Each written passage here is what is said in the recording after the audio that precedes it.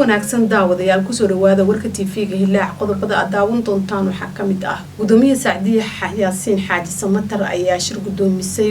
shirka guud ee golaha baarlamaanka dawladda Soomaaliya ayaa soo dhaweysay ansixinta qorshaha amniga Soomaaliya Ra'iisul Wasaare Xamse Cabdi Barre ayaa u magacaabay Ismaaciil Yuusuf Cismaan Siihayaha gudoomiyaha akademiyada fanka cilmiga iyo suugaanta Soomaaliyeed Soomaaliya ayaa heshiis saddex geesood ah waxa ay la saxiixatay hay'adaha UNSOS iyo ATMIS gudoomiyaha gobolka Banaadir Yuusuf Xuseen Jimcaale Madaala ayaa booqday xarun ku taala dalka Qatar oo ay degan yihiin 127 dawladood la taliyaha madaxweynaha Xuseen Maxalin ayaa waxa uu ka hadlay shirka ammaanka Soomaaliya ee ka dhacay magaalada New York ee dalka Mareykanka guddiga amniga iyo difaaca aqalka sare ayaa su'aalo weydiiyay wasiir ku-xigeenka ammaanka